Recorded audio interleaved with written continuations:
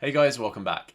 Sam Altman is currently the face of AI. He's basically tech Jesus, with Jensen Huang giving him a close run for his money. But he's not the first in a long line of tech messiahs that have been given to us by Silicon Valley. Well, they think I'm the Messiah, Mum. What have you been telling them? Nothing, I only... And he definitely won't be the last. Some of his esteemed company include Steve Jobs, Mark Zuckerberg, I think it's time for my workout. Elizabeth Holmes, People don't even know that they have a basic human right. or even Sam Bankman Fried. And as we know, half of those ended up becoming the leaders of some of the most powerful companies in the world and billionaires in their own right. But the others ended up in prison. So is Sam the real deal, or is he just another false prophet? He's not the Messiah. He's a very naughty boy. Now go away. Well, OpenAI's board certainly seems to think it's the latter, or at least they did last year when they fired him, and then later were pressured into rehiring.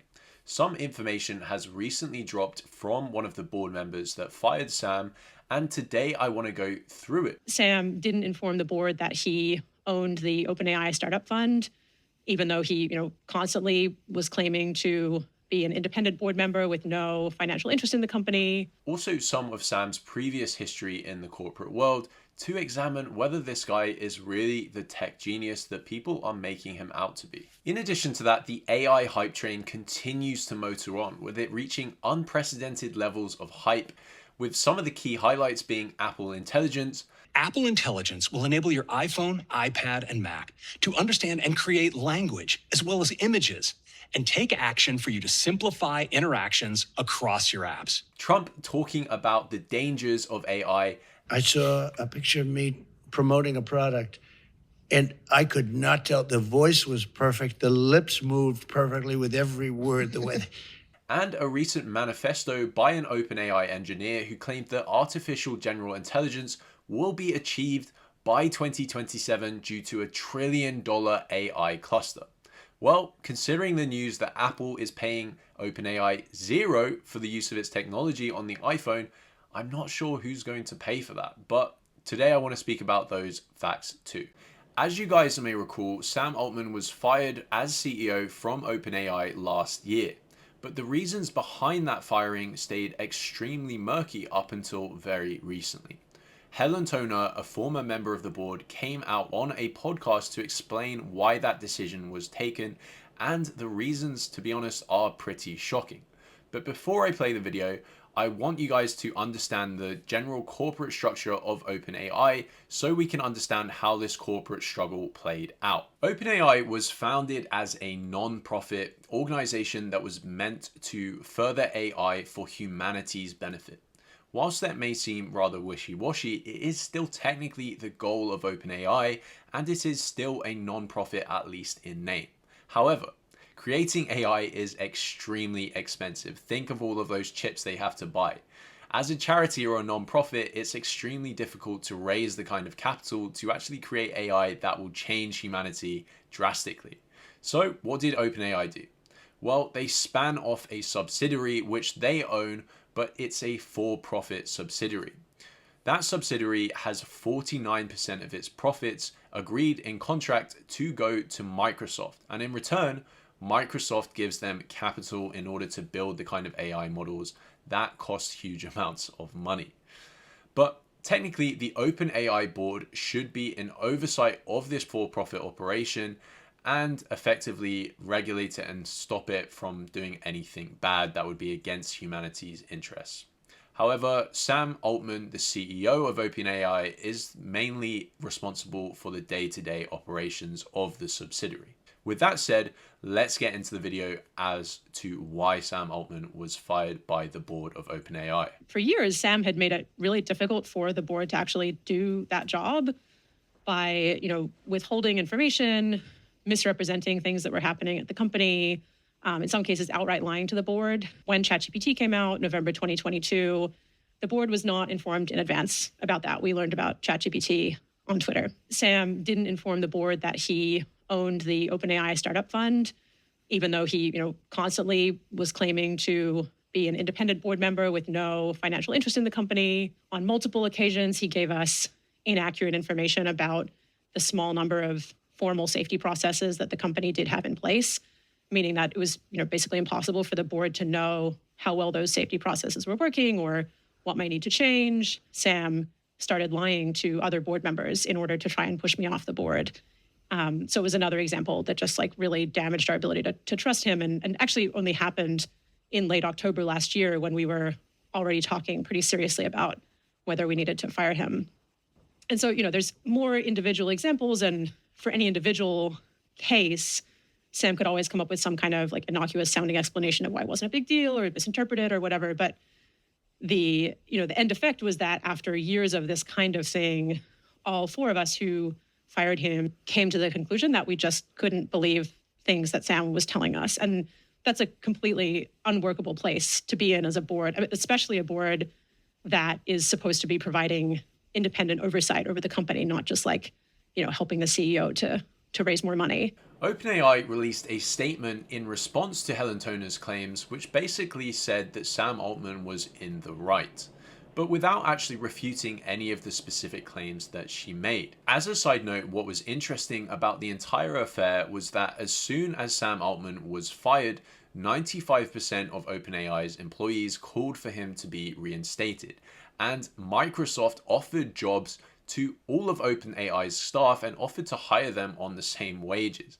That seems absolutely normal, and there's nothing to see here for competition regulators who think that Microsoft may effectively own OpenAI. To be honest, I don't really think that the fact that 95% of employees asked for Sam Altman to be reinstated really counts for that much, at least when it comes to the original purpose of OpenAI as for the benefit of humanity.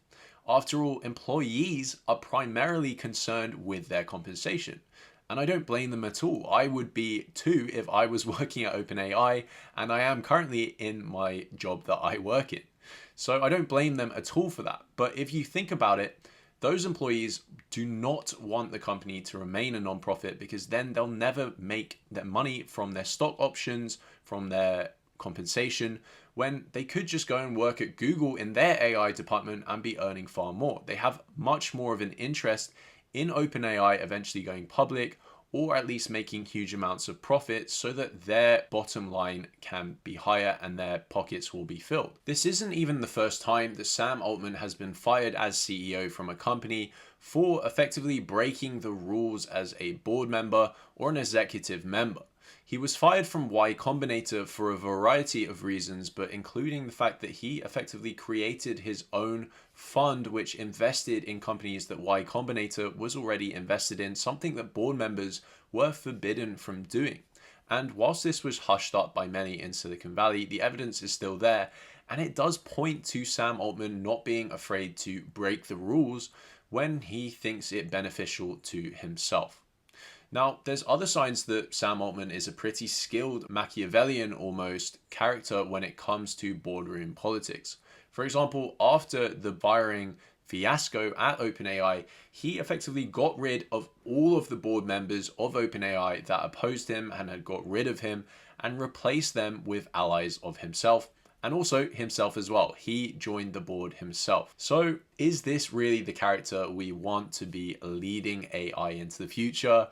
I do have a few doubts. And that's not even to mention some of the absolutely insane Me Too claims made by his sister of all people. I'd encourage you to go look that up in your own time if interested, but I won't make any comment on that apart from what I've already said. In other news, I'm sure many of you have seen Apple Intelligence, Apple's new rebranded AI tool that will be used on the iPhone as effectively a more effective Siri. Your iPhone can prioritize your notifications to minimize unnecessary distractions while ensuring you don't miss something important.